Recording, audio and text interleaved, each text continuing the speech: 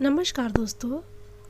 आज आप लोग सुनिएगा दो बहनें की अपनी अपनी किस्मत कहानी के दूसरा भाग। कमला की दोनों बहनें प्रमिला और उर्मिला अपने बच्चों को लेकर आ चुकी थी। घर अभी से भरा भरा सा लगने लगा था। रमेश जी ने खाना बनाने के लिए एक मेड भी लगा दी थी, जिससे कमला को मेहमानों की आव भगत का समय भी मिल जाए और खुद भी थकान महसूस ना करे। अनु को आज हल्दी लगने वाली थी। आज से दूसरे भी सारे मेहमान आ चुके थे। सभी तैयार होने में लगे थे। सारी ही लड़कियों ने और औरत ने पीले रंग के सूट और साड़ियाँ पहनी थी, मगर सोनू ने लाइट पिंक साड़ी पहनी।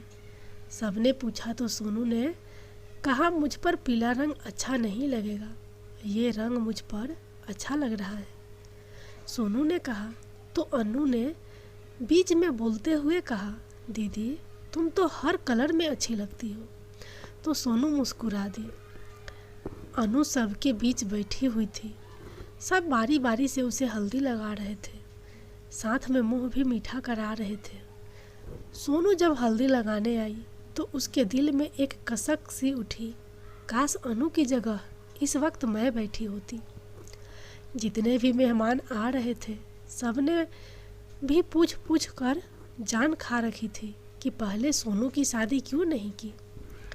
कमला जी सभी को बता बता कर थक चुकी थी कि लड़का अच्छा है, घर बार अच्छा है, कमाता भी अच्छा है, तो हमने सोचा अनु को पसंद किया है तो पहले अनु की ही कर देते हैं।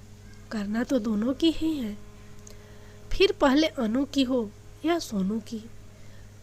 सोनू माँ के इस जवाब से अंदर तक सुलग जाती। रात को सारी औरतों ने ढोलक पर खूब गीत गाए। उसके बाद डीजे पर सारी लड़कियों ने खूब डांस किया। निशा और दिशा ने धूम मचा रखी थी। अमित के घर भी सारे मेहमान आ चुके थे। आज अमित को भी हल्दी लगी थी। अमित के घर भी खूब हल्ला मचा था। अमित की दोनों बहनें रीना और मीना और भांजी शीला ने खूब धूम मचाई हुई थी। तीनों खूब डांस कर रही थी और उछल कूद में मशगूल थी। अमित के यार दोस्त भी अमित के घर मौजूद थे और खूब शादी एंजॉय कर रहे थे।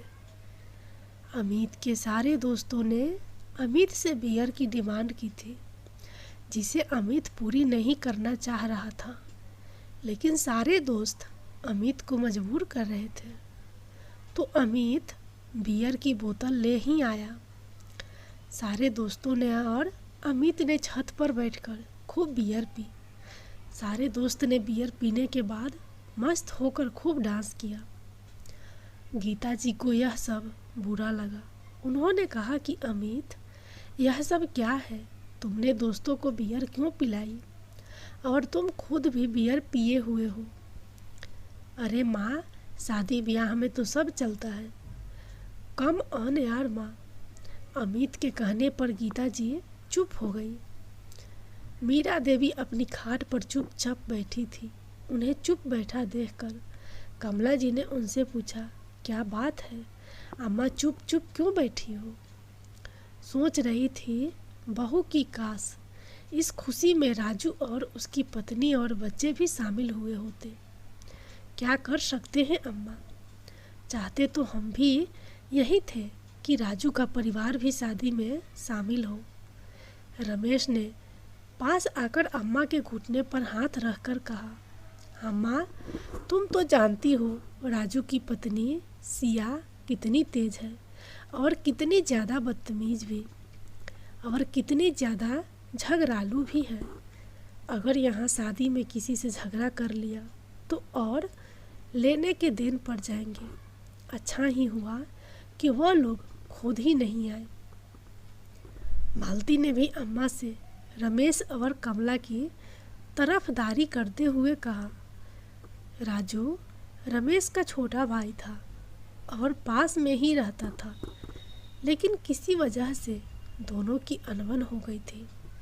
उसकी पत्नी का स्वभाव अच्छा नहीं था, झगड़ालू किस्म की थी, बदतमीज औरत थी। फिर भी रमेश ने अपनी तरफ से न्योता दे दिया था। न्योते के बाद भी मगर वो लोग नहीं आए थे। अम्मा, तुम दिल पर मत लो, चलो उठो, शादी में खूब तुम भी मज़े करो। शालिनी ने अम्मा का हाथ पकड़कर उठाते हुए कहा। रात में देर तक नाच गाने की वजह से सवेरे सब देर से उठे। तब तक मैड चाय नाश्ता बना चुकी थी। शादी के हिसाब से 2 मेड और काम करने के लिए लगा दी थी, ताकि मेहमानों को किसी भी प्रकार का कष्ट ना हो। सभी मेहमानों के चाय नाश्ते से निपटते निपटते दिन के 11 बज चुके थे। कमला जी ने मेड को खाने में क्या क्या बनाना है बताकर अमीना को बुलवा लिया, जिसका काम दुल्हनों की मेहंदी लगाना था। अमीना, तुम्हें अन्नू और सोनू दोनों के ही मेहंदी लगाना है, और तुम्हारे साथ वलिया जो मेहंदी लगाती है उन्हें भी बुलवा लो। घर आए मेहमानों में जो भी लेडीज मेहंदी लगवाने की इच्छुक हो, उनसे उन्हें मेहंदी लगवा दो। अमीना ने अपने साथ काम करने वाली 5 लड़कियों को बुलवा लिया। सभी औरतें और लड़कियां भी खुशी खुशी मेहंदी लगवा रही थी। अमीना ने पहले सोनू के मेहंदी लगाने को बोला। नहीं, मैं बाद में लगवा लूँगी, पहले अनु को लगा दो, सोनू ने अमीना से कहा। नहीं, पहले तुम लगवा लो सोनू, दुल्हन की मेहंदी लगाने में टाइम बहुत ज़्यादा लगता है, अमीना ने कहा। क्यों, ऐसा क्या होता है दुल्हन की मेहंदी में? सोनू ने चीर कर कहा। दुल्हन की मेहंदी स्पेशल होती है, तुम नहीं समझोगी, अमीना ने कहा। तो सोनू तप गई। जाओ, मुझे नहीं लगवाना कोई मेहंदी वहंदी, ये कहकर सोनू चली गई। लाओ अमीना, तुम मुझे मेहंदी लगा दो, दीदी के तेवर ही नहीं मिल रहे हैं आजकल, अनु ने इतनी ज़ोर से कहा कि जाती हुई सोनू ने सुन लिया। मीना और रीना भी माँ से मेहंदी लगवाने की जिद कर रही थी। गीता जी उन्हें कब से टाल रही थी। गीता जी सोच रही थी, अगर मेहंदी लगवाने वाली को बुलाती हूँ तो दूसरे मेहमान भी मेहंदी लगवा कर कहीं पैसे ना बढ़ा दे। जब टीना ने गीता जी से कहा, माँ, अमित के मेहंदी नहीं लगवाओगी, तो गीता जी ने बड़ी चतुराई से कहा, नहीं, लड़कों के मेहंदी अच्छा नहीं लगती। अरे माँ, मगर दुल्हा के तो मेहंदी लगाना चाहिए ना, टीना ने कहा। तो गीता जी सुनकर बोली, नहीं, मेरा लल्ला नहीं लगवाएगा। और फिर पास आकर धीरे से टीना से बोली, तुझे लगवाना हो तो तू माया के घर जाकर ही लगवाया। क्यों माँ, माया को ही यहीं बुला लेते हैं ना। टीना के कहने पर गीता जी ने उसे चुप कराते हुए कहा, अरे चुप कर, यहाँ बुलाकर बिल भरवाएगी क्या? माँ, तुम भी ना, कहकर टीना चुप हो गई। माँ को समझाना बेकार है। उसने सोचा, अमित के घर बारात निकलने की तैयारी हो रही थी। यार दोस्त पीकर बारात के साथ खूब मदहोश होकर नाच रहे थे। गीता जी को बुरा लग रहा था तो विशाल जी उन्हें समझा रहे थे, जाने दो ना गीता, बच्चे हैं।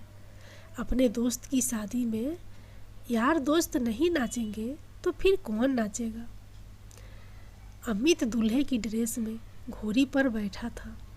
आगे आगे बैंड चल रहा था और उसके साथ यार दोस्त नाचते हुए पीछे पीछे बाराती। आज रीना और मीना ने भी लहंगा पहना था, जो बहुत जिद करने पर गीता जी ने दिलाया था। गीता जी ने खुद ने साड़ी पहनी हुई थी। टीना की साड़ी खरीदारी माँ ने ही करवाई थी। शादी में गीता जी ने बेटी को एक से एक ड्रेस दिलाया था। और साथ में गहने भी। अनु भी दुल्हन बनी बैठी थी। उसे तैयार करने के लिए पार्लर भिजवाया था। कमला जी ने अनु बहुत ही सुंदर लग रही थी आज तो सभी देखकर तारीफ कर रहे थे और इस बात से सोनू चिढ़ रही थी। सबको बस अनु अनु ही दिख रही है। कितनी सुंदर लग रही है, कितनी प्यारी लग रही है। बारात आ गई का शोर मचने लगा। कमला जी, रमेश जी, माया जी, मालती और शालिनी बारात के स्वागत में लग गए। पहले सभी बारातियों ने खाना खाया। उसने बाद बरमाला की रस्म हुई। अनु के चेहरे पर आज कमाल की चमक थी। वो खुशी खुशी सारी रस्में अदा कर रही थी। वहीं सोनू अपने कमरे में बैठी मातम मना रही थी अनु की शादी का। जब विदाई के टाइम सोनू को बुलाया गया तो सोनू सर दर्द का बहाना करके कमरे में पड़ी रही। अनु को बहुत बुरा लगा। विदाई के वक्त भी दीदी उससे नहीं मिली। अनु विदा होकर अमित के घर आ गई। यहाँ भी रस्मों का दौर चालू था। अनु बहुत थक गई थी। रीना और मीना अनु के पास से हटने को तैयार नहीं थी। शाम को अनु को फिर से दूसरी ड्रेस पहनवाई और उसे फिर से तैयार किया गया। ये ड्रेस गीता जी की पसंद की थी, जो अनु को बिल्कुल भी अच्छी नहीं लगी। मेहरून कलर की गोल्डन बॉर्डर की साड़ी, जिस पर गोल्डन ही बड़े बड़े फूल थे, सस्ती और हल्की।